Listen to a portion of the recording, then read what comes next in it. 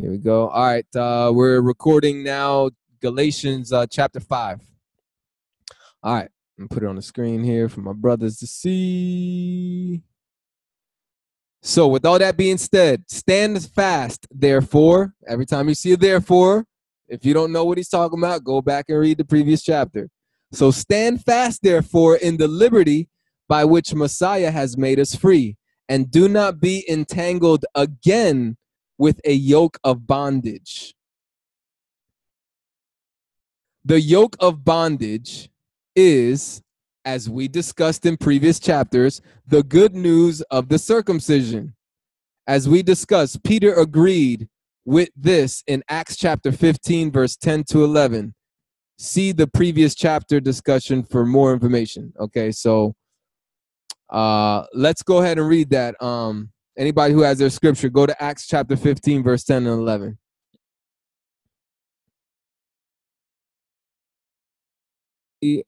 Okay, go ahead. Acts chapter 15, verse 10 and 11.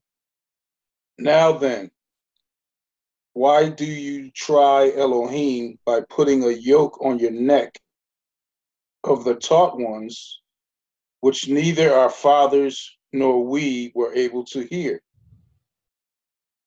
But through the favor of the Master Yahushua Messiah, we trust to be saved in the same way as they.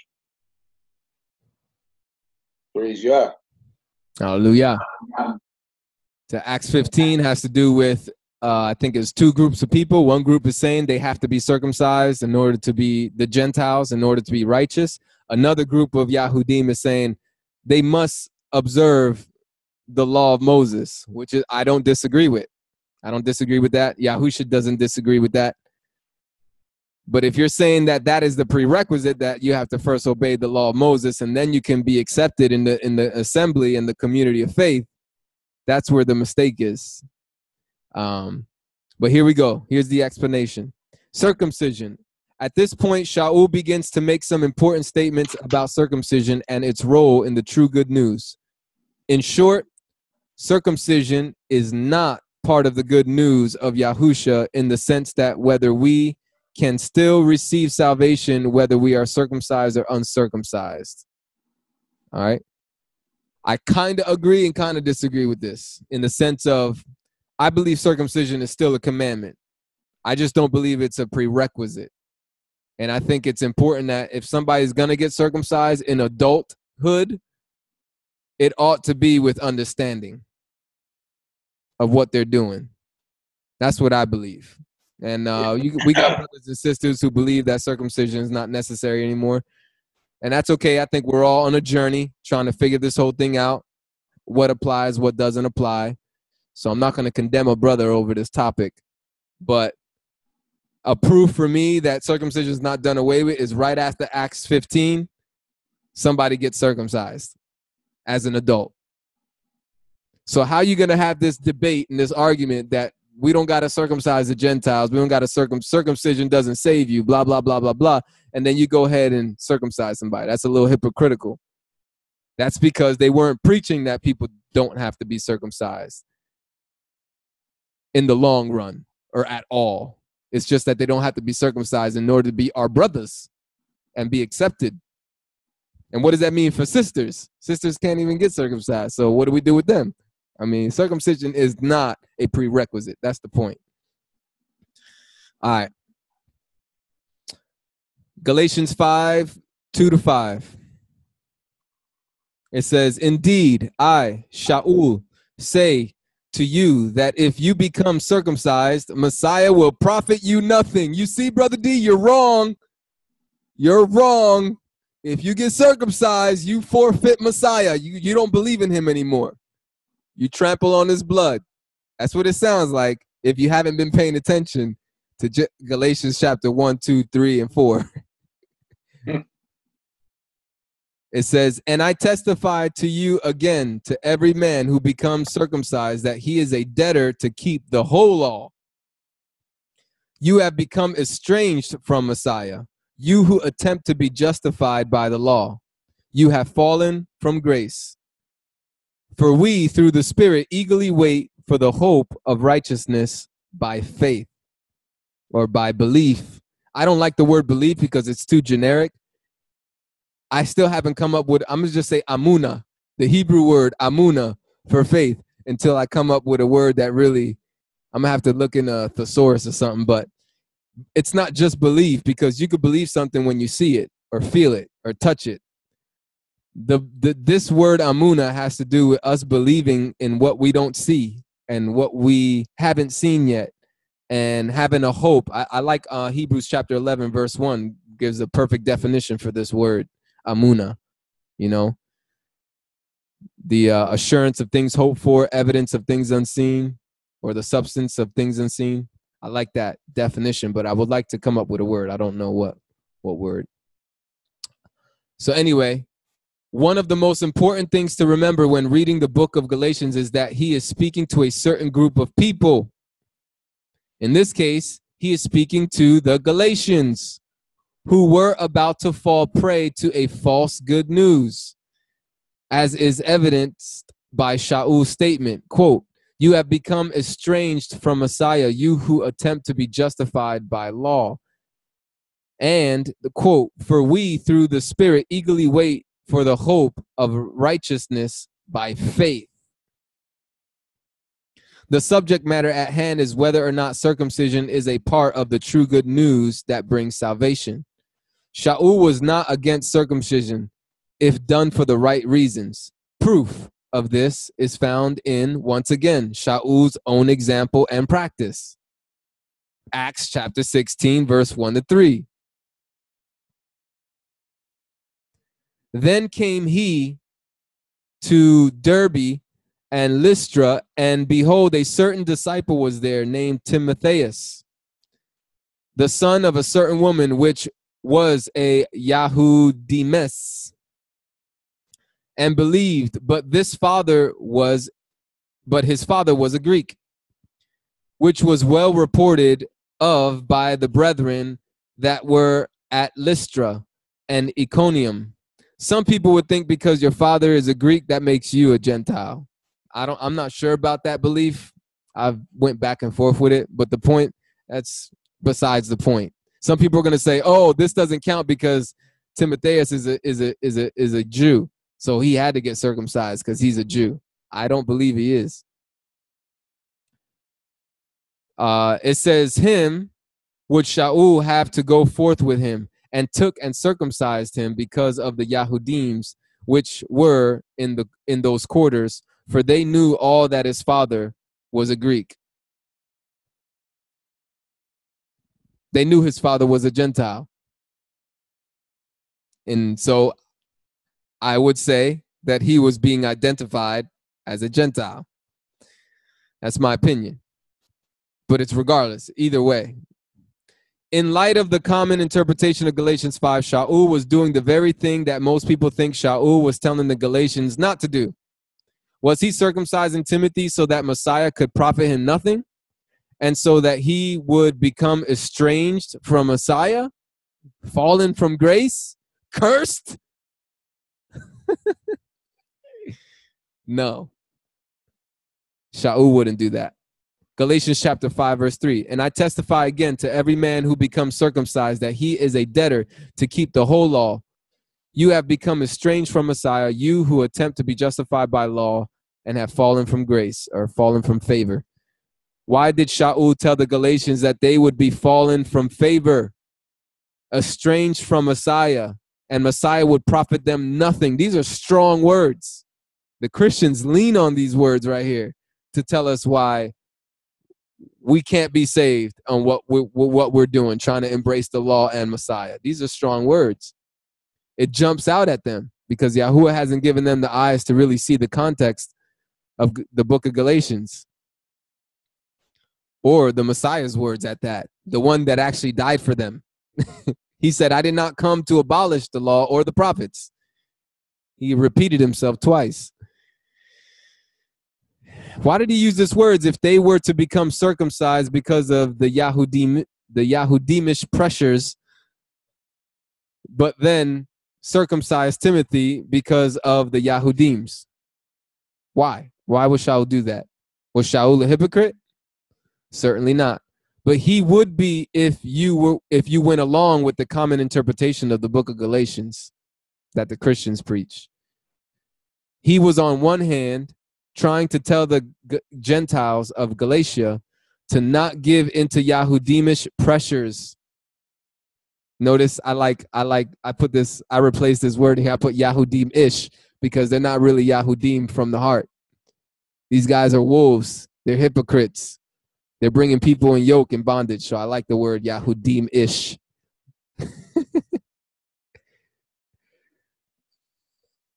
He was on one hand trying to tell the Gentiles of Galatia to not give into Yahudimish pressures, but then by most interpreters, he gave into Yahudimish pressures himself in Acts 16, verses 1-3. What is really going on here? Somebody really was backsliding. He was still progressively learning, whatever they can to justify that the law's been done away with. Go ahead. Yeah, I even heard this passage, and it said that it shows how there you go, or lack of understanding. Yep, I believe. It says the truth Shaul was not a circumcision. He had false doctrines. He loved the circumcision. With version that Yahuwah desires to proclaim.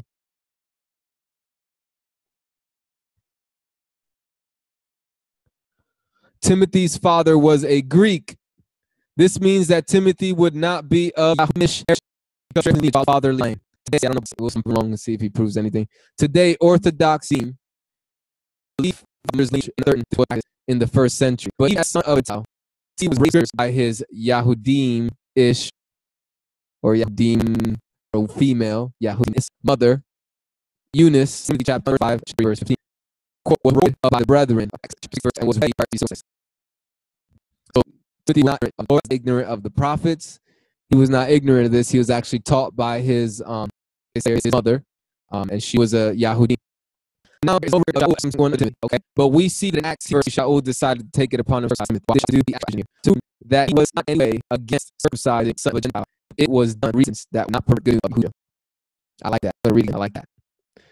He did it to prove to these Yahudi folk that he was not in any way circumcised, done for reasons that would not pervert the good of him is ready to be seasoned and learned in the scriptures.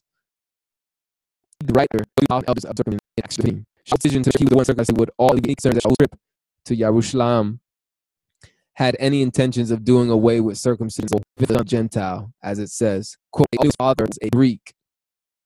The Greek has the relation again. Okay. He's a good teacher. I'm not good like this. I like this guy. Galatians chapter 5, verse 2. And Shaul say to you that if you become circumcised, the Messiah will profit you nothing. And I testify again to everyone who hears that he hears the whole law. Or in other words, I do that every this news. This is the news. If you're not there, the whole law. You have become estranged from Messiah, you who attempt to be justified by the law. You have fallen from grace. For we, through the Spirit, gave the hope of righteousness by faith. This year was works of righteousness. Before they considered righteous, but the truth is that former was justified or declared righteous and acting like Sarah did by rushing and having a child. Righteousness is a gift. Our righteousness is in any hope of salvation. As a reminder, let's look at our diagram. This guy breaks down the diagram. Like it. So on one side, you have the good news of the circumcision party, and this is what it entails. Repent and accept Yahusha. Then learn all of the Torah and obey it. Then get circumcised. Then you are Abraham's seed and declared righteous. And equation, it equals this. Vain attempt to be justified by the law, and you are still under the law. And fallen from grace. And fall and accept 2 verse 8. Be immersed in him. Immerse yourself, taught, and learn the word. Illustrate yourself word and commit yourself to his pleasure. Then you are able to the equation, you're justified by Amunah. believing in something you can't see. I didn't see him die on that cross on that stake. I haven't seen him in a vision come back for his bride. I haven't seen that romance or dream. I haven't seen him come back on a white horse. I'm believing it's happen. By believing what we can't see. I was believing, but having full assurance. Hebrews chapter 11 the definition. I need a word for faith, man. I need a replacement. You got to help me out. Find something. And the other equation is humbly under favor. All right. You guys got any comments so far? What are you saying? I like this. Is like the best real quick, I found online. Right on. It says, if a man was to try the circumcision party and getting circumcised, it would be a dead by the law. We would need to keep every single commandment in order to be considered righteous.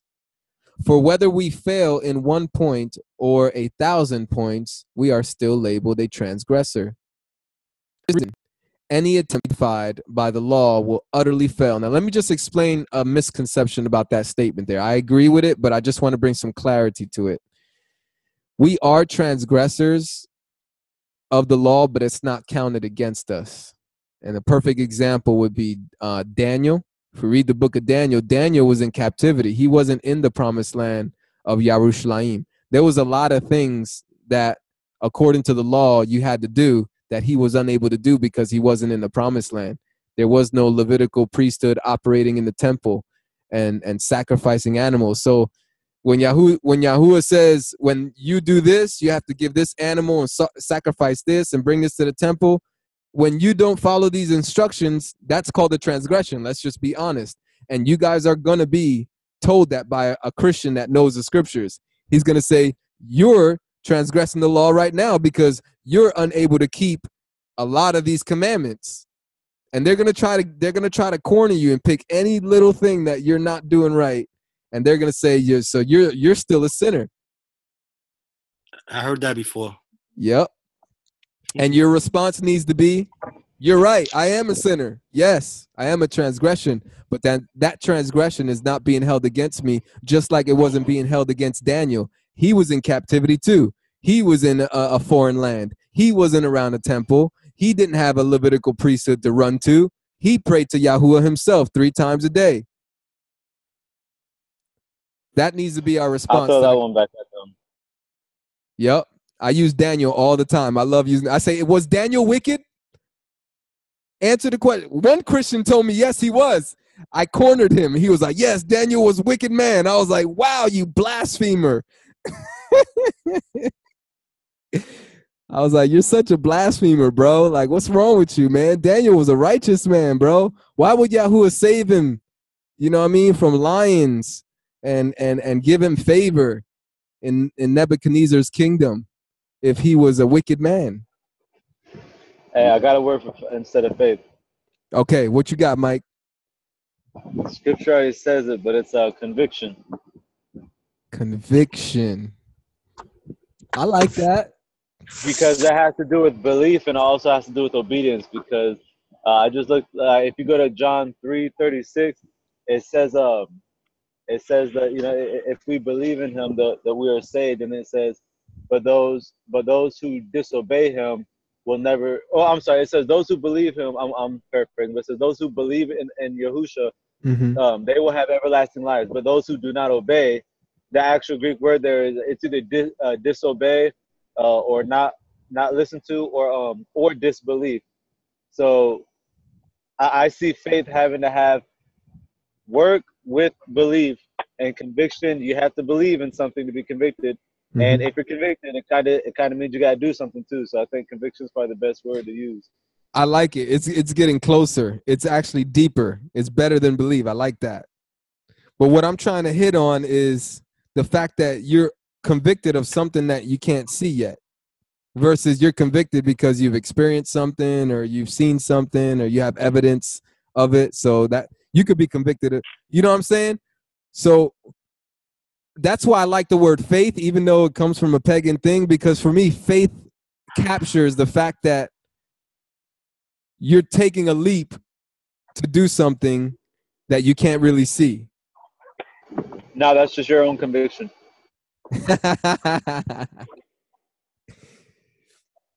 Yeah, I'm gonna keep digging. I'm gonna pull up my thesaurus and see if I can find something. But it says, yeah, so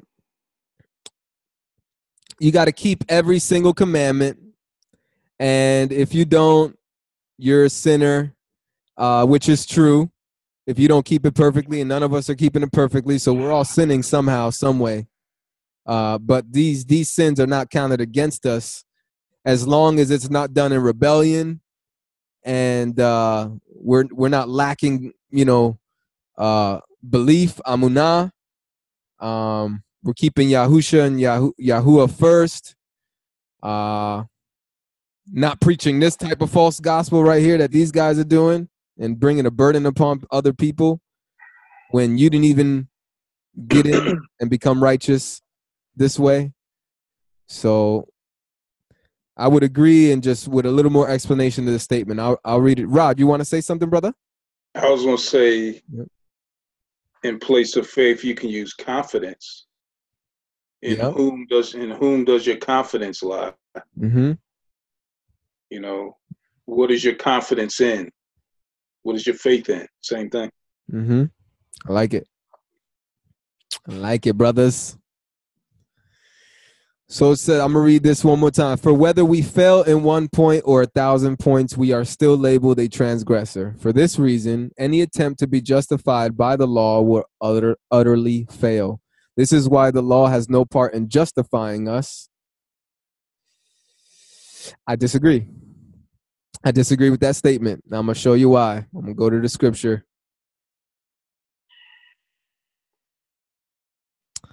Let's see here.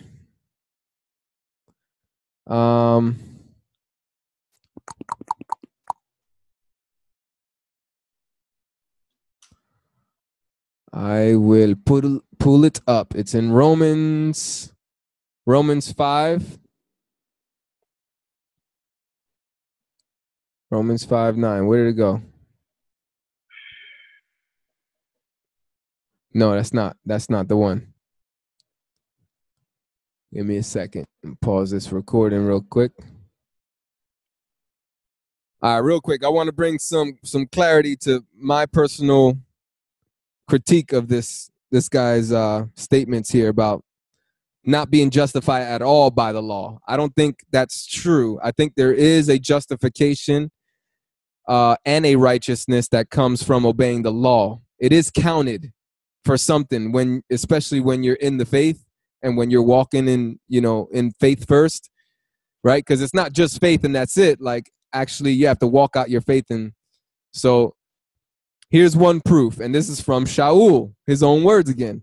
Romans chapter 2, verse 13. It says, for it isn't the hearers of the law who are righteous before Yahuwah, but the doers of the law will be justified.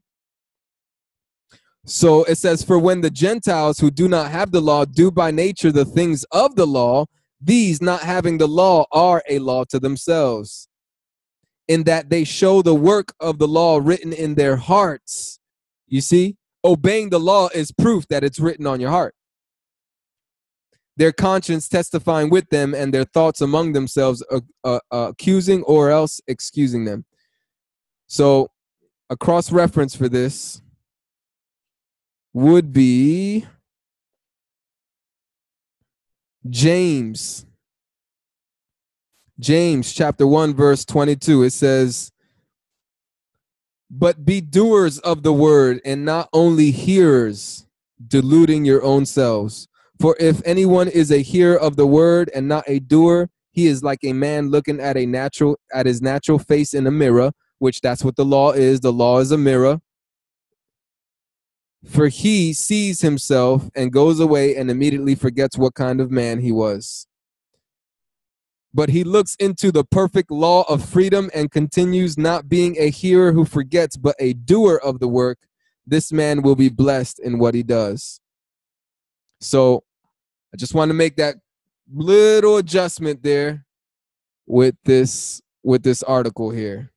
I don't think we got to be careful not to exaggerate. and go too far out. Yes, we cannot be justified by the law as a prerequisite to be saved, a means to an end. That's impossible. However, once we are saved, or once we are declared righteous, once we are his children, we're definitely required to start studying and learning so we can start obeying and transforming our lives and conforming our lives to the word. So that's my only little critique. So saying this, the law has no part in justifying, I think that needs adjustment. All right, it says, we need Yahusha for our righteousness and justification. Amen. That's why it says that we wait for the hope of righteousness by faith. Yes, absolutely. Galatians chapter 5, verse 5. For we through the Spirit eagerly wait for the hope of righteousness by faith. For in the Messiah Yahusha neither circumcision nor uncircumcision avails anything, but faith working through love. I struggle with the choice of words Shaul uses, but again, you got to understand the context of what he's talking about. But it can get confusing if you just read one verse. It seems so confusing. But again, it says, so again, Shaul makes the point that if we are in the Messiah Yahusha, whether we are circumcised or uncircumcised, it doesn't amount to anything in regards to whether or not we have righteousness or whether we are his children, whether we could be in fellowship with one another. You could sit down and eat with this brother and you know what I'm saying? Consider him your brother in the faith. If we come to Yahusha, we are saved regardless of whether we are circumcised or not. Let's examine those verses once more before moving on. Galatians chapter 2 and on. It says, indeed, I, Shaul, say to you that if you become circumcised, the Messiah will profit you nothing. And I testify again to every man who becomes circumcised that he is a debtor to keep the whole law perfectly. You have become estranged from Messiah, you who attempt to be justified by the law alone. You have fallen from grace, for we, through the Spirit, eagerly wait for the hope of righteousness by faith. For in the Messiah Yahusha, neither circumcision or uncircumcision avails anything, but faith working through love. Again, keep in mind that Shaul himself circumcised Timothy. Therefore, when it says the Messiah will profit you nothing, and every man who becomes circumcised is a debtor to keep the whole law, and you have become estranged from Messiah, it does not mean everyone in the entire world who becomes circumcised is condemned. Shaul is writing to the Galatians. Before we think his statements apply to everyone in the entire world, we need to examine the context, examine other scriptures, and examine Shaul's own practices to get a full understanding of what was intended. Otherwise, we have Shaul sending Timothy to the lake of fire by circumcising him because of the Yahudim. I see your hand, Brother Will. And don't touch your phone. Keep your eye on the road. I got you, brother. I got you, my brother. I'll let you know when you're unmuted.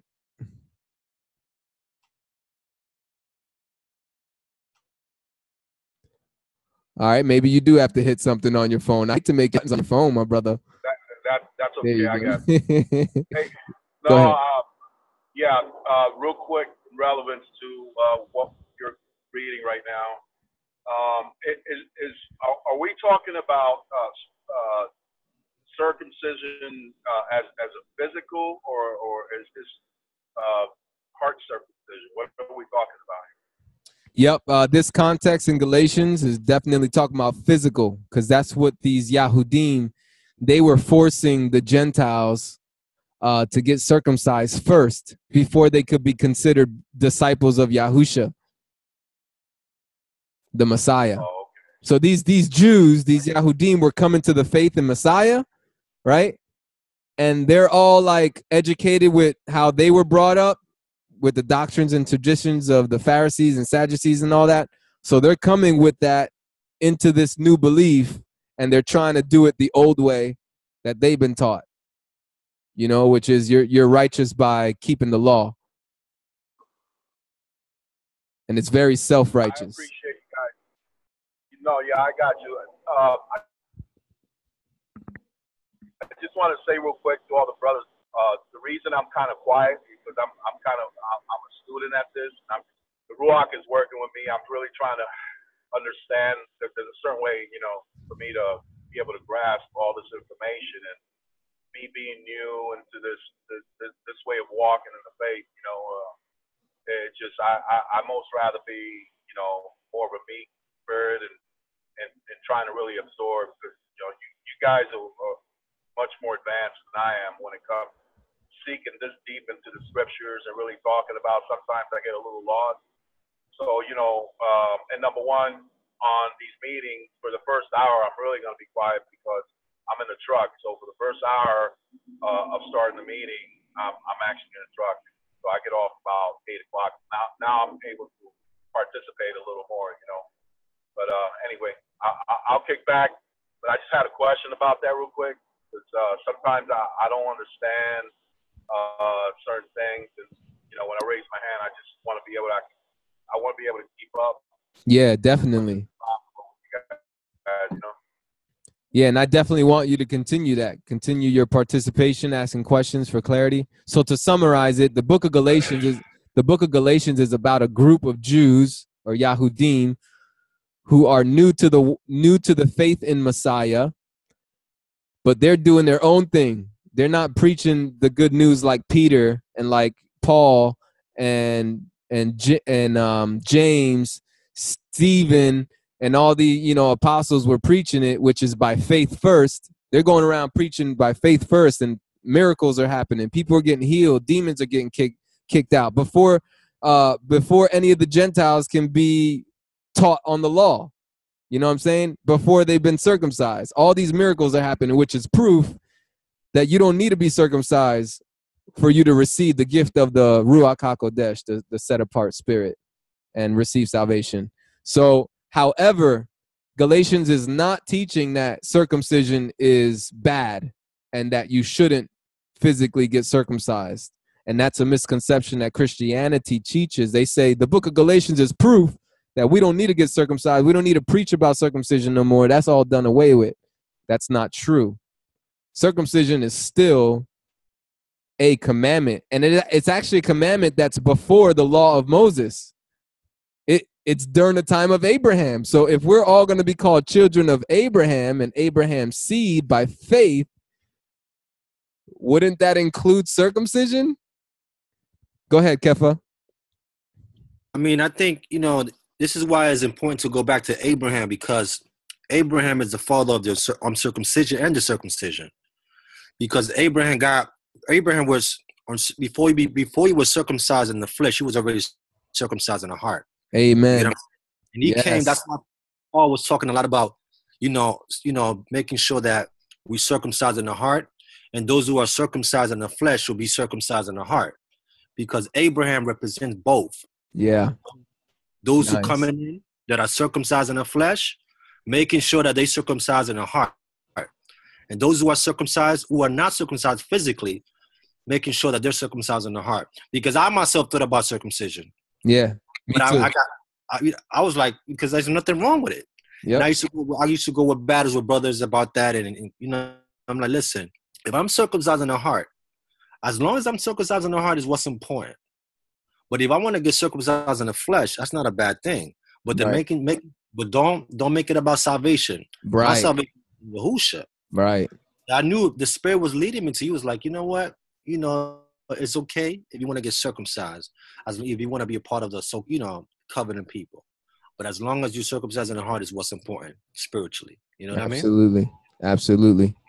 Me personally, yeah, this is probably a little TMI, but I'm circumcised already. So.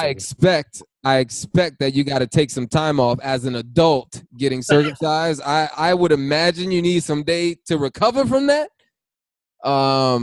And I have never been in a position to be able to do that employment-wise. I've never had a good enough job. I've never had days off. But now Yahuwah has given me a very good job with very good benefits. And, you know, it is on my list. It is in my plans. But D, I was like, wait a second, I'm already circumcised. I don't need to get circumcised. I was like, wait a second, I'm already circumcised. You're going to need a couple weeks, bro. Yeah, couple weeks. About three or four, bro. What? Nice, Yeah, nice. see, I'm gonna have to save up and plan for that one. Yeah, I'll be fasting and pray. I go into the wilderness during that time. Oh, broken and contrite in many ways. That ain't no joke. I mean, look what happened to the Gentiles when Judah, one of the brother from the Israelite, when they asked that nation to circumcise themselves, and he killed them afterwards. It's a painful situation, man. Yep, I remember that. That was a good opportunity. Take them out. Take them out. All right. JP, my bad, brother. I see you. My bad. I saw you the whole time, too. I called on Kefa, and you raised your hand before Kefa. My bad, bro. Nah, it's all right, brother. It's all right. My bad. You know, I was just thinking about this. I see some cross references in this Bible, and it comes to one in Jeremiah 4:4, and it says, "Circumcise yourselves to Yahuwah, and take away the foreskins of your heart, ye men of Judah and inhabitants of Jerusalem, lest my fury come forth like fire and burn that none can quench it because of the evil you're doing." And it keeps going, but I thought it was interesting because it says, you know, take away the foreskins of your heart. Yes. And that's like a real, you know, talking about this circumcision, it's a real, like, whoa, like I haven't really seen that. And to see the take away the foreskins of your heart, that's like deep right there. Uh-huh. Like taking it off yourself. And I mean, I can only imagine trying to circumcise yourself in the private area. Man, you know, that's already got to be, you know, tough to do, but to do that to your heart is important. Yes. Priority. You know, Priority, preeminent, first, most important, more important. and the other verses, if I could bring one more verse up, was go first. ahead. Do some more cross references, as many as you can. Actually, go ahead. I want you to, because this is good. The second one is 1 Corinthians 7:19, and this is an interesting one because it says circumcision is nothing and uncircumcision is nothing, but the keeping of the commandments of Yahuwah. Wow, like wow, that right there, talking about what we were reading right now in Galatians, it like goes straight to the punch of, you know, you can circumcise yourself down there if you want, or you don't have to. But because if you're not keeping the commandments, again, you're not keeping the law, then what good is it? Yeah, yeah. What good is it, man? And it's, you suffered 3 weeks for nothing. You sacrificed 3 weeks of your life in pain for nothing.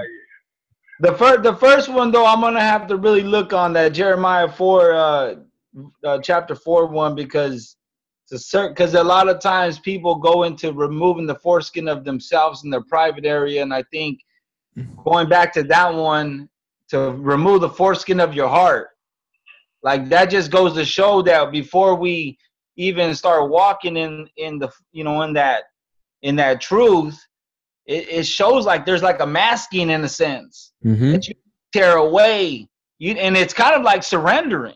Yes. It's like that surrendering, just rip it all off and surrender yourself and just let it go, and then you're gonna be free. You know, what does Scripture say evil comes from, and sins and all that? Where does it come from? The heart is deceitful above all things. Yeah. Lust, the lust of the flesh, coveting, lust of the eyes, the pride of life, lying, bearing false witness, false accusations, jealousy, murmuring, complaining, gossip, slandering. All these things come from a wicked heart. Yeah. So when he's saying circumcise the foreskin of your heart, he's saying get rid of that stuff that I don't want on there. Yeah. That stuff you don't need on there, actually. Yeah, you don't need it. Yeah. And by the way, that Jeremiah passage, so Yahuwah is speaking to a bunch of Israelites who are circumcised, by the way. That's a big He's rebuking them, and he's trying to get them to turn back to him. So, Wow. another proof that physical circumcision won't save you. No. Yeah. Good scriptures, brother. Very good. All right. Let's see. And circumcision of the heart in Ezekiel 36:25 or 26, he talks about taking away the stony heart. Yeah. Go ahead and read that. Yeah, we read that last time I think we were in chapters 1 and 2 of Galatians. You want to read it? Yeah, go ahead.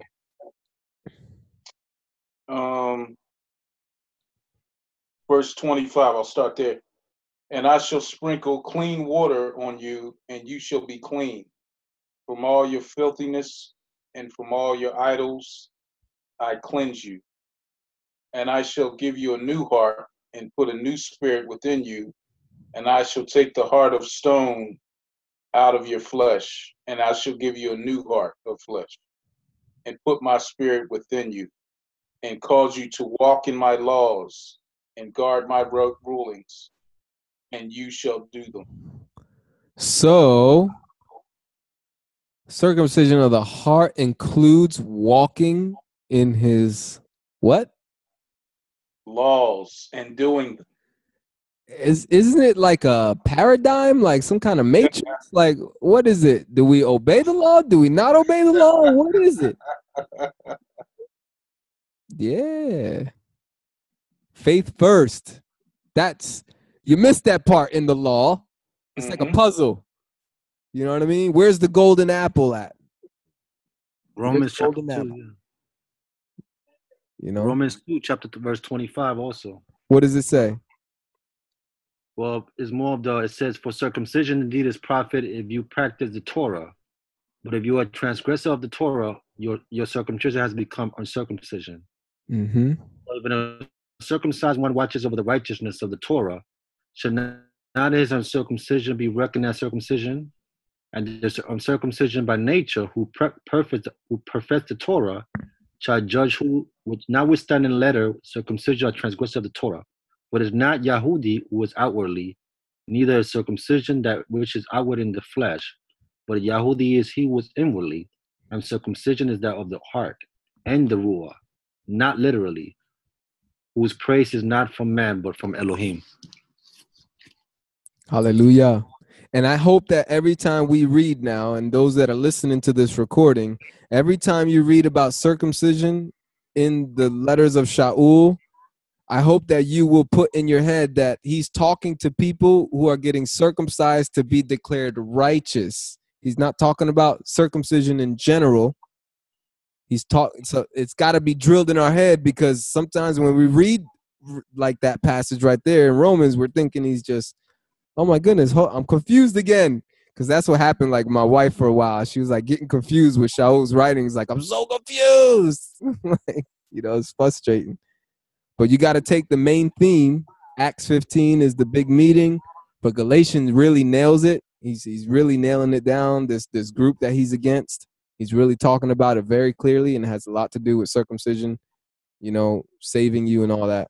So every time we read about circumcision and the difference between faith and all that, we got to have that in our mind, that it's all about a prerequisite to be saved. It's the first step of being saved. That's the battle. What's the first step? Belief, repentance, and belief in Yahusha, or is it circumcision? That's what he's talking about. So very good passage. Good cross reference. And it's funny because Pauline letters didn't open up to me until I read that passage in Peter where he says, to the unlearned, Paul's letters are confusing or hard to understand. And that really bothered me. You know what I mean? That's what made me go back and say, I got to look at this differently here. Mm-hmm. Absolutely. That's important. That's important. Very important. Yeah. Well, I'll stop the recording here, guys. We covered this guy is deep, man. He goes deep, man, verse by verse. I really, really appreciate this guy. What am I doing here? I'm trying to go back to hear this. So we got to Galatians chapter 5, verses 2 to 6. He was repeating it again, and he was about to say, about to get into some more stuff like Joshua, the book of Yahusha, chapter 5 and stuff. He's going to get into more explanations about circumcision. So we'll get into that next time. So for now, shalom, and talk to you later.